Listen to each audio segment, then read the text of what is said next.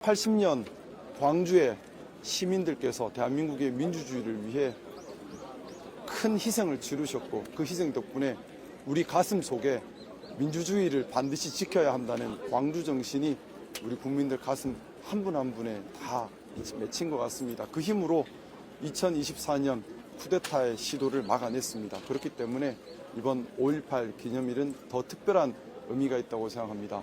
이런 중요한 기념일에 제가 정당 가입에 관한 제 거취에 관한 의견을 공식적으로 말씀 올리고자 많이 바쁘시겠지만 오늘 자리를 청했습니다. 제가 지난번 국민의힘을 탈당할 때 참 민주보수의 길을 걷겠다고 약속드렸습니다.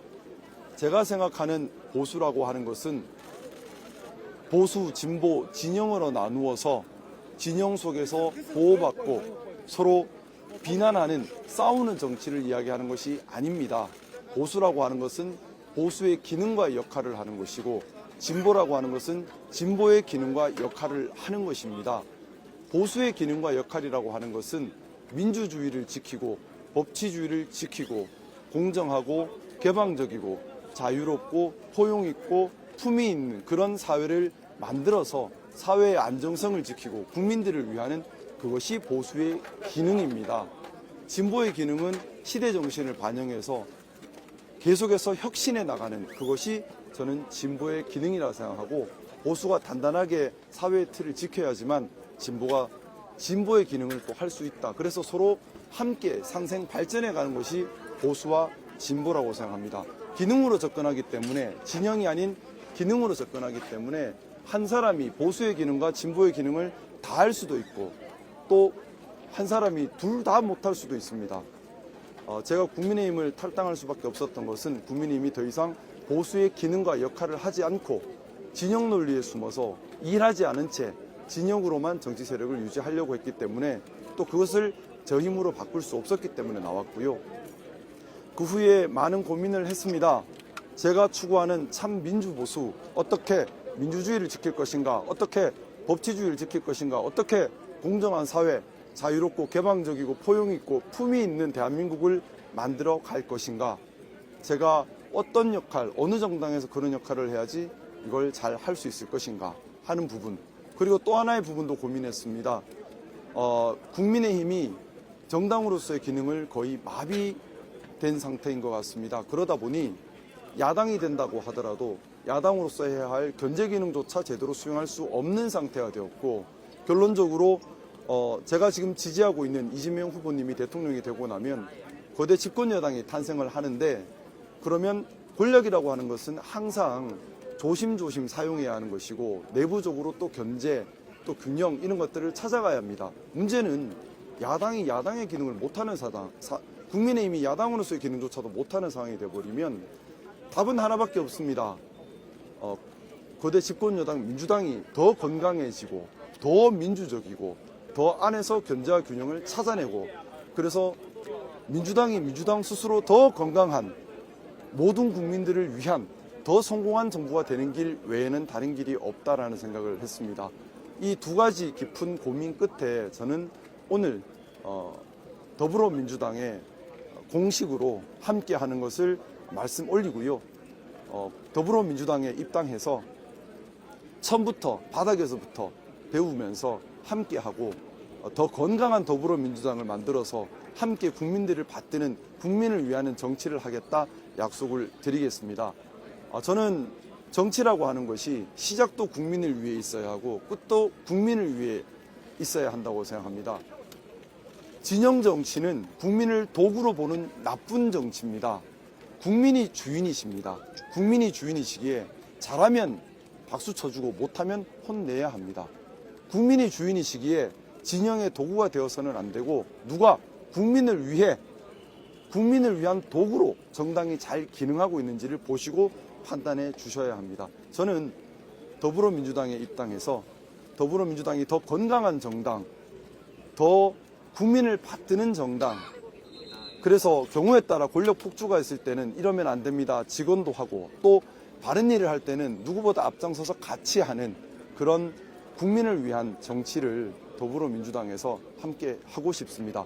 더불어민주당이 이제 국민의힘이라는 정당이 제대로 된 야당 기능도 할 수 없는 상태가 되었기 때문에 더불어민주당 안에서 보수의 기능과 진보의 기능이 다 같이 이루어져야 하고 더불어민주당 안에서 보수의 기능과 진보의 기능 사이에 견제와 균형의 원리도 찾아내야 하는 것 같습니다.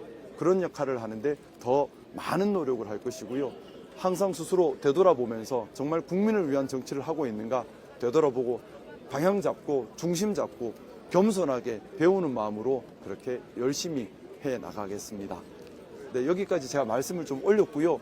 기자님들 편하게 질문 주시면 제가 답변 드리면서 저도 배우는 시간으로 가지겠습니다. 네. 지역 주민들을 좀 설득하는 장치가 필요하다는 것 같아요. 네, 제가 지지 선언한 이후에 지역에 계신 분들과 많이 소통하려고 애를 썼는데 사실 소통의 방법이 충분치는 못했습니다. 시간적으로도 충분하지 못하고 방법적으로도 충분하지 못했습니다.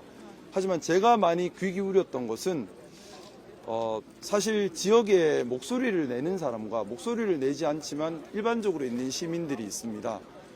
보통 조직화되어 있는 사람들은 조직화되어 있는 시민들의 목소리와 일반 시민의 목소리가 항상 같지는 않은 것 같습니다.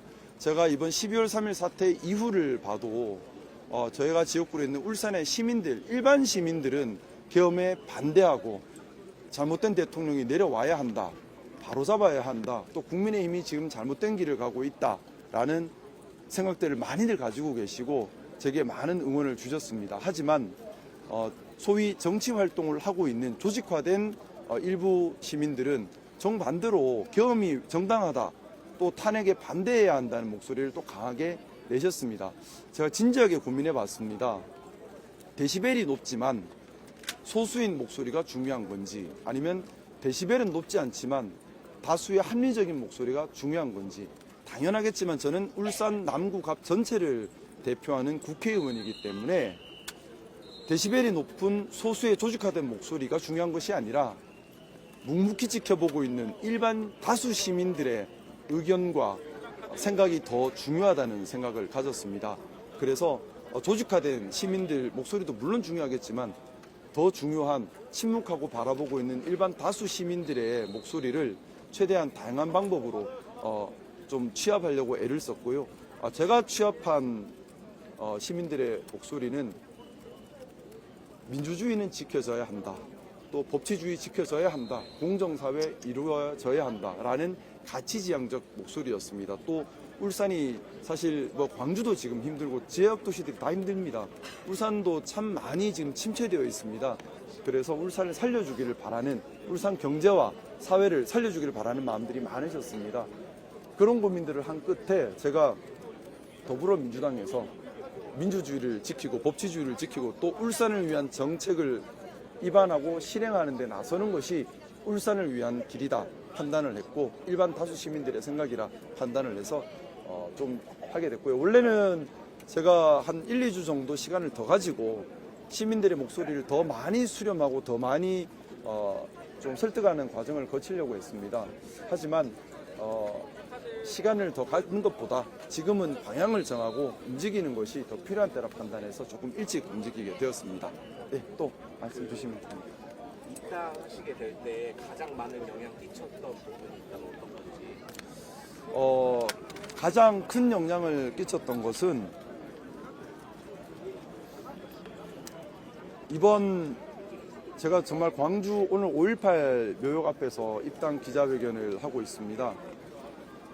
민주주의가 무엇인가 또 정치는 어떻게 해야 하는 것인가 라는 고민이 제게는 가장 큰 영향을 끼쳤고요. 16일부터 광주에서 함께하고 있습니다. 광주에서 함께하면서 제가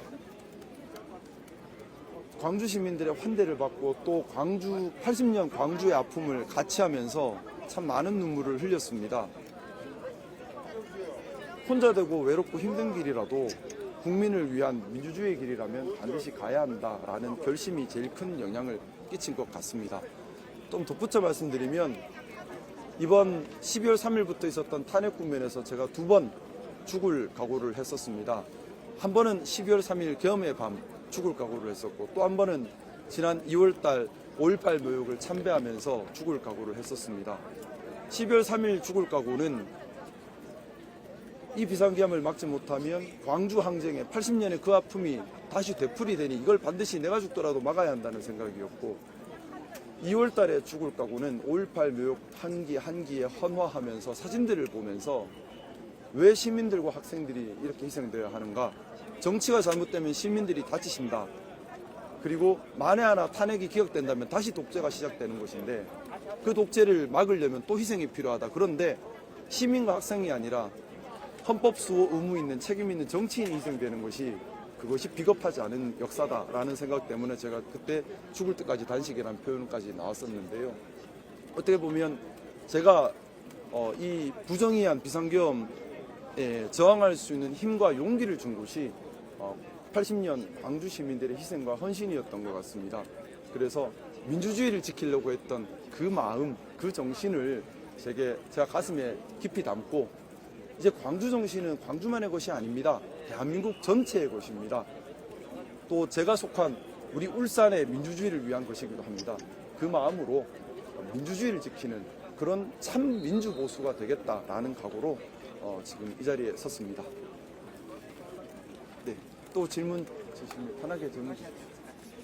지금 의원님 지금 들어가야 계속해서 되죠. 이제 아, 네. 전국을 돌면서 시민들 만나고 계시고 목소리 듣고 계시는데, 이번 대선의 시대 정신, 이번 대선의 의미에 대해서 좀 설명 좀 해주세요. 이번 대선의 의미는 참 크다고 생각합니다. 첫째는 이번 대선의 첫 번째는 우리 국민들께서 너무나 고통스럽고 힘들고 큰 손해를 보셨던 반헌법, 반민주에 대한 심판입니다.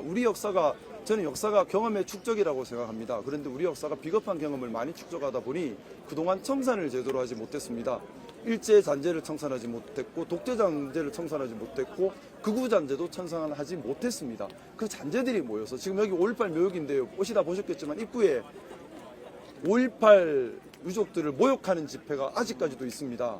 2025년 현재도요. 극우 잔재를 청산하지 못한 겁니다. 그것 때문에 결국 12월 3일 아픔이 생겼다고 생각합니다. 그걸 정리하는 그런 선거라는 의미가 있고요. 또 두 번째로 국가가 너무나 큰 어려움에 빠졌습니다. 서민 경제가 너무나 어렵습니다.